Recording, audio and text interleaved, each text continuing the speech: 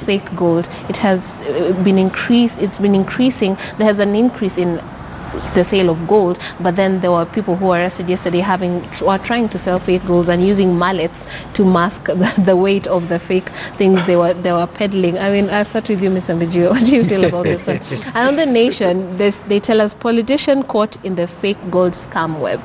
Well, earlier on in the 90s, we had the famous golden bag. Yes, scandal.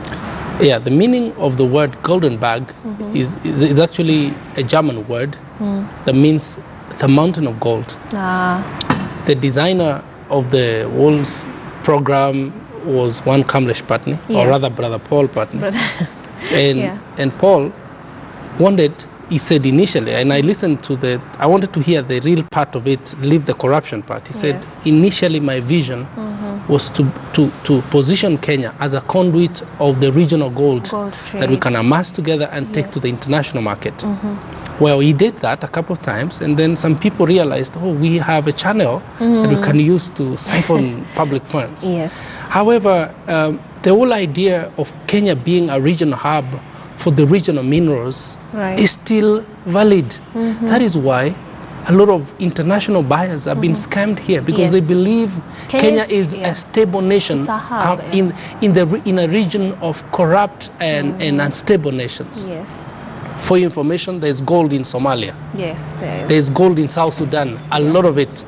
There's unending gold in the Congo. By the way, there's gold in Uganda. At our border with Uganda, eastern part of Uganda, the Busia part of Uganda, there is gold there, gold mines. I've been there personally. There's a lot of gold in Kenya, Kehancha, Kakamega, Kapenguria. So these international buyers believe it.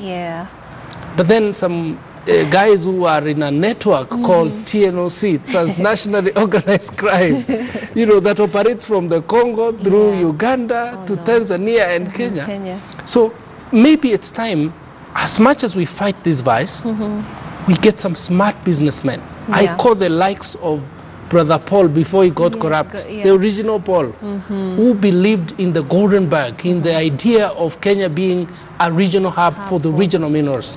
We can turn a lot of wealth. By the way, scholars and writers have said that all the wealth you see on earth, is 10% of what's beneath. There is 90% beneath the earth. So leave the scammers.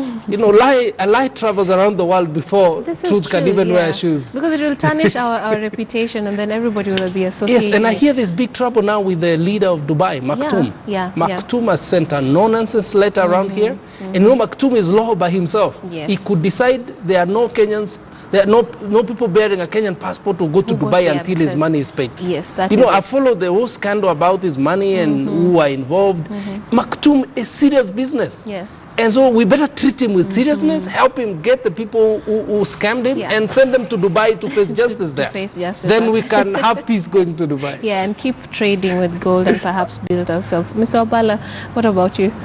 I have history with the gold scammers. I lost a job because of this. Wow, do tell. In 2011.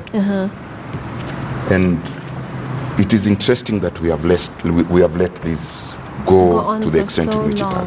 As it is, there is no investor confidence in Kenya because of the scams. And the misfortune is that the police, very senior police officers have been involved. Very senior news guys have been involved. And politicians have been involved. This is just but a tip of the iceberg. If we really went into it, there is so much that is going on that doesn't make sense. One thing I want to differ with my co-presenter, my co-host, my analyst here is that Kenya does not have the amount of gold these scammers purport to be selling to the interested party. DRC too doesn't have that kind of gold. Because you look at a mine, the production of a mine in DRC annually, and then vis-a-vis the 800 kilos or 1 ton, 2 tons, 5 tons that these baggers claim to be having. And we have not that capacity. First of all, DRC is unstable. It's divided into fiefdoms, where each rebel group controls a mine and all that.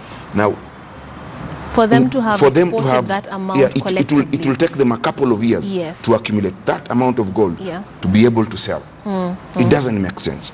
It is the reason that at some point of time, President Kabila, then DRC President Kabila, came to Kenya and demanded that these guys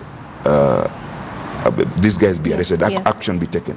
Because these guys claimed to be having over 8 tons of gold.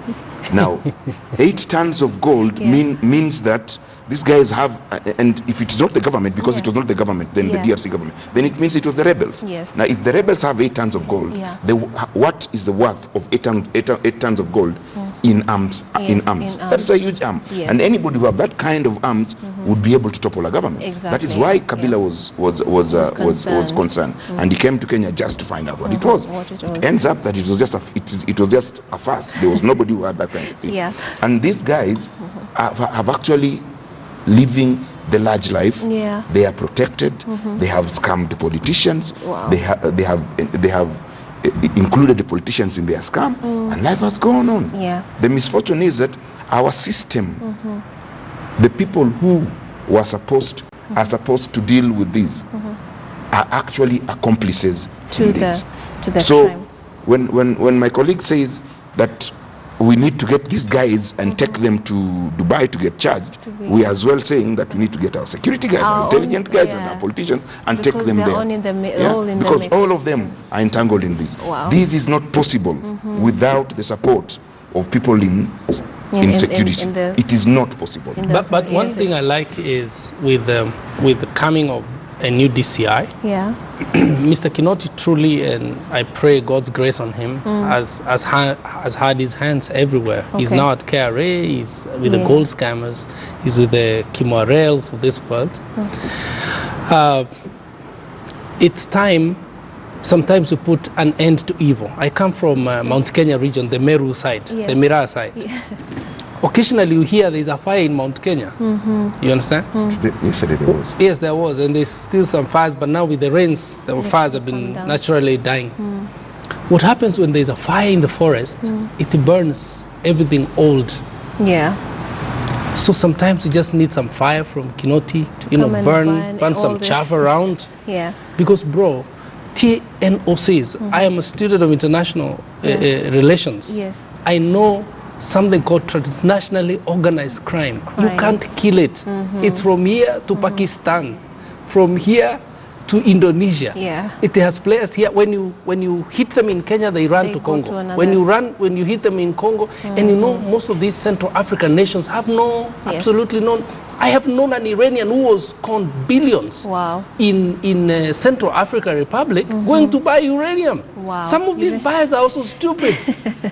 How can you buy uranium from River Road? Who has uranium in River Road? That's a good one.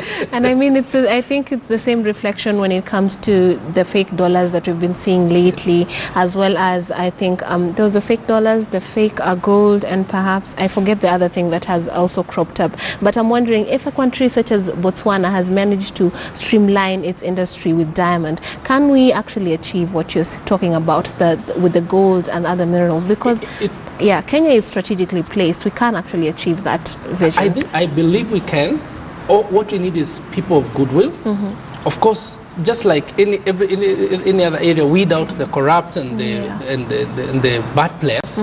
But then we need goodwill business people. We still buy gold rings. This is my wedding ring. I bought it about 15 years ago from Nagin Pattern. Nagin Pattern still sells real gold. You see, I have had this ring for almost 15 years now. So this is possible. We need to get a few Nagin Patterns who can believe there's this business, real mineral business